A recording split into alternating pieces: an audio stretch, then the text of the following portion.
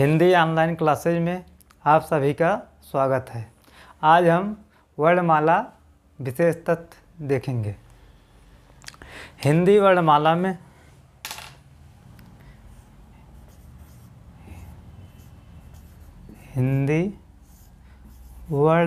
में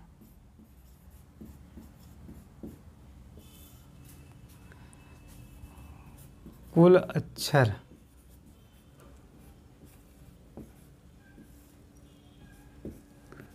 कितने होते हैं? 52।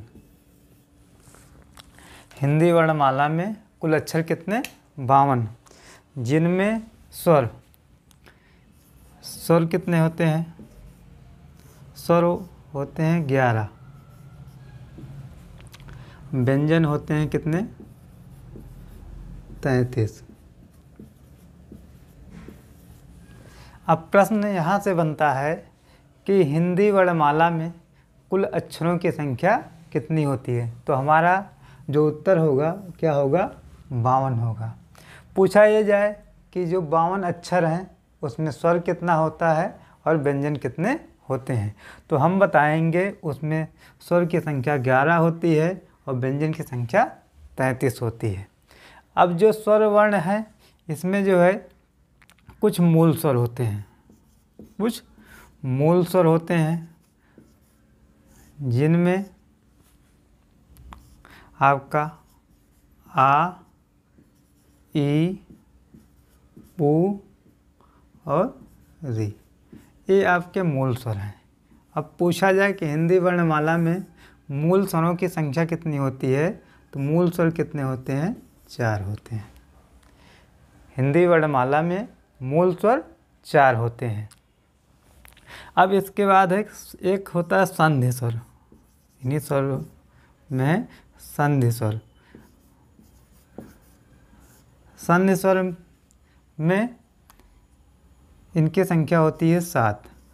पूछा जाए संधि स्वर की संख्या कितनी होती है? 7। संधि से तात्पर्य है कि ऐसे स्वर जो दो स्वरों के मेल से बनते हैं उन्हें हम संधि स्वर कहते हैं। और संधि स्वर 2 प्रकार के होते हैं। संधि स्वर 2 प्रकार के हैं, जिसमें पहला है दीर्घ स्वर और दूसरा है संयुक्त स्वर।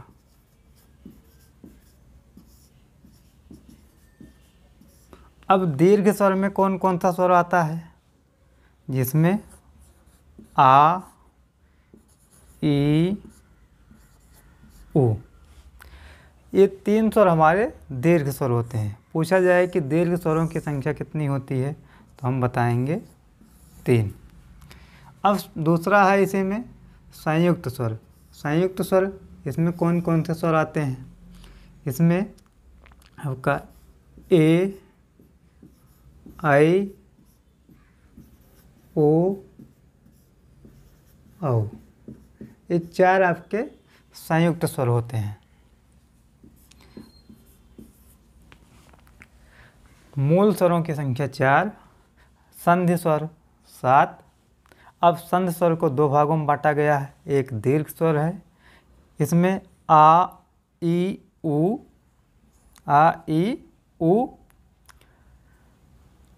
जो 3 है।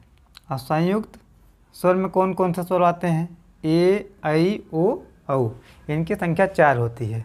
अब बात ये आती है कि जो संधि स्वर है इसमें दीर्घ स्वर, इनको हम दीर्घ स्वर क्यों कहते हैं, इनको संयुक्त स्वर क्यों कहते हैं? अब इसको देखा जाए, जो आपका आ है यह बना कैसे है? आ और आ के मेल से। आ और आ से मिलकर ये आ बना है। फिर ई, यह ई और ई के मेल से ई बना है। ऊ कैसे बना है? ऊ धन ऊ। ठीक, तो कहा गया कि दीर्घ स्वरों में कि अब आ भी देखिए समान, वही है, समान स्वर है। ई भी समान स्वर है कि समान स्वरों के मेल से मेल से जो स्वर बनते हैं उन्हें हम दीर्घ स्वर कहते हैं।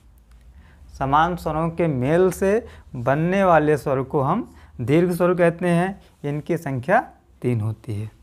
अब संयुक्त स्वर किसे कहते हैं? संयुक्त स्वर जो होते हैं इसमें आपका पहले देख लेते हैं बना कैसे है ये। तो आ धन ई मिलकर ए, आ धन ए मिलकर ऐ, आ धन ओ मिलकर औ,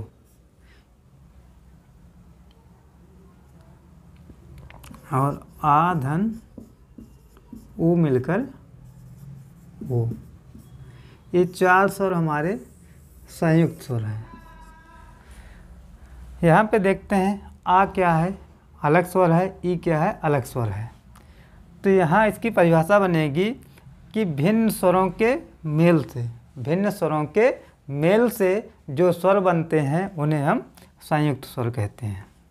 यहाँ से प्रश्न बन सकता है कि ए जो स्वर है यह किन 2 स्वरों के मेल से बना है। तो हमें ये पता होना चाहिए आ और ई के मेल से ए बना है, आ धन ए के मेल से ऐ बना है, आ धन ऊ के मेल से औ, और आ धन ऊ के मेल से ओ।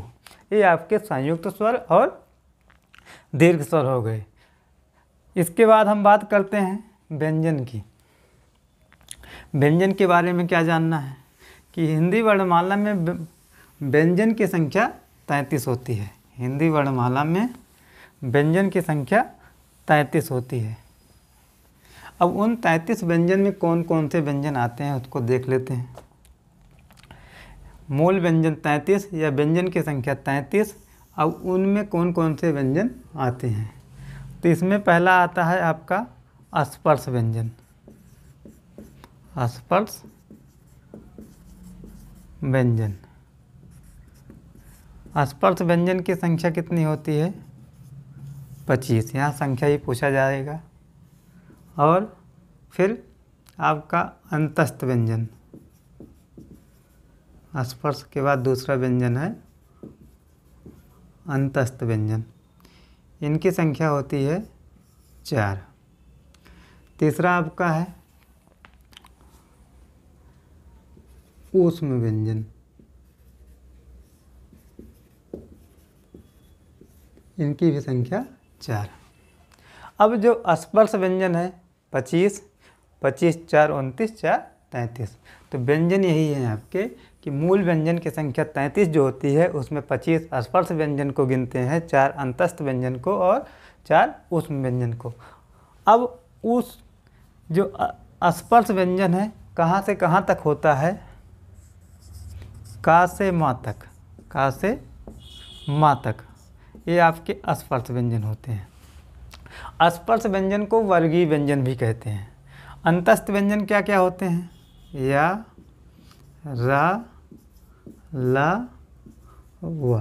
ये 4 आपके जो हैं अंतस्थ व्यंजन हैं। ऊष्म व्यंजन क्या होते हैं? सा, सा, सा और हा। तो ये आपके 33 व्यंजन ये हो गए। इसके बाद जो अलग से है, जो अक्षरों की संख्या 52, तो आपने उसमें देखा 11 स्वर थे, 33 व्यंजन, ये 44 हुए। इसके बाद भी क्या क्या है? फिर संयुक्त व्यंजन है, संयुक्त व्यंजन। संयुक्त व्यंजन में की संख्या 4। अब कौन कौन से व्यंजन संयुक्त होते हैं? जिसमें छा, त्रा, ज्ञा और स्रा, ये 4 व्यंजन आपके संयुक्त होते हैं। अब छा बनता कैसे है? आधा का और सा के मेल से, आधा का और सा के मेल से छा बना। त्रा कैसे बनेगा? आधा ता और रा, इसके मेल से क्या बनेगा? त्रा बनेगा। ज्ञा कैसे बनेगा? आधा जा और या के मेल से ज्ञा बन गया। इस तरह कैसे बनता है? ये आपका तालब सा और रा के मेल से स्रा बनता है। यहाँ से भी प्रश्न बनता है जो संयुक्त व्यंजन है किन व्यंजनों के मेल से बनते हैं। ठीक, तो आपके 4 संयुक्त व्यंजन है। संयुक्त व्यंजन के बाद आपके अयोगवाह होता है। अयोगवाह, अयोगवाह में 2 अक्षर आते हैं या 2 वर्ण आते हैं, जिसमें एक आपका अनुस्वार और दूसरा क्या है? विसर्ग। तो कह सकते हैं कि अनुस्वार और विसर्ग के संयुक्त रूप को अयोगवाह कहते हैं। इसके बाद आपका उच्छिप्त व्यंजन है। उच्छिप्त व्यंजन यह कितना होता है? ये भी 2 होते हैं। इसमें डा और ढा, ये दोनों व्यंजन आपके उच्छिप्त व्यंजन होते हैं। इनको हम द्विगुण व्यंजन भी कहते हैं। उच्छिप्त व्यंजन को द्विगुण व्यंजन भी कहते हैं। अब इस प्रकार देखते हैं कि जो हिंदी वर्णमाला है, जो 52 अक्षर हो गए कि नहीं। 11 स्वर, 33 व्यंजन, 44, 4 संयुक्त व्यंजन 48, 2 50 और 2 52। इस तरीके हिंदी वर्णमाला में कुल अक्षरों की संख्या जो 52 होती है उसको हमने देखा। अब आगे देखते हैं, जो वर्णमाला है उसमें स्वरों की संख्या 11 होती है और मात्राओं की संख्या कितनी होती है? हिंदी वर्णमाला में मात्राओं की संख्या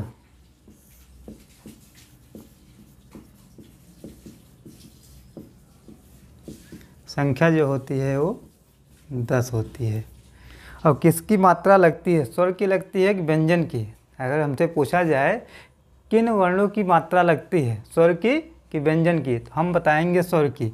और जब स्वर की संख्या 11 होती है, स्वर की संख्या हम पढ़े हैं पीछे, उनकी संख्या 11 है, तो ऐसा कौन सा स्वर है जिसकी मात्रा नहीं होती? ऐसा कौन सा स्वर है जिसकी मात्रा नहीं होती? वह मूल स्वर आ है। मूल स्वर आ की मात्रा नहीं होती है। इसके बाद और जो अगला है उसमें जानेंगे। तथ्य में विशेष तथ्य है कि सभी स्वर सघोष होते हैं। सभी स्वर सघोष, सघोष को घोष भी बोलते हैं। सभी स्वर सघोष होते हैं।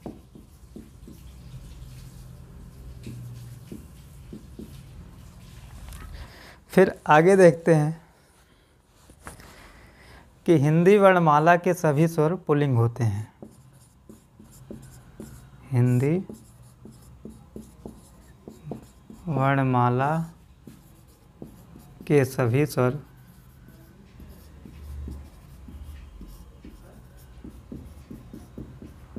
पुल्लिंग होते हैं। हिंदी वर्णमाला में सभी स्वर पुल्लिंग होते हैं, लेकिन इसमें कुछ अपवाद है। अपवाद है इसमें आपका ई और री, 3 स्वर ऐसे हैं जो 3 क्या हैं? स्त्रीलिंग है। हिंदी वर्णमाला के सभी स्वर पुल्लिंग होते हैं, लेकिन ई उ ये तीनों अक्षर क्या होते हैं? ये आपके स्त्रीलिंग होते हैं।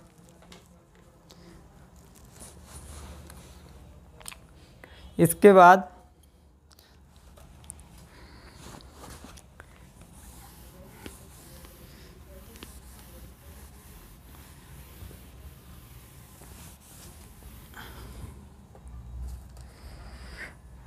री का प्रयोग, जो री स्वर है, री का प्रयोग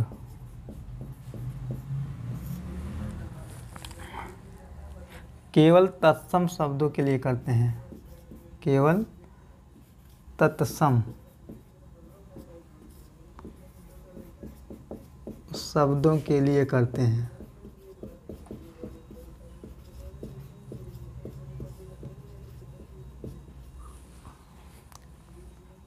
री का प्रयोग केवल तत्सम शब्दों के लिए करते हैं और जो अन्य स्वर का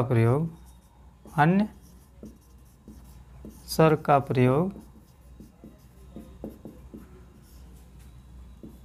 तत्सम और तद्भव दोनों के लिए करते हैं।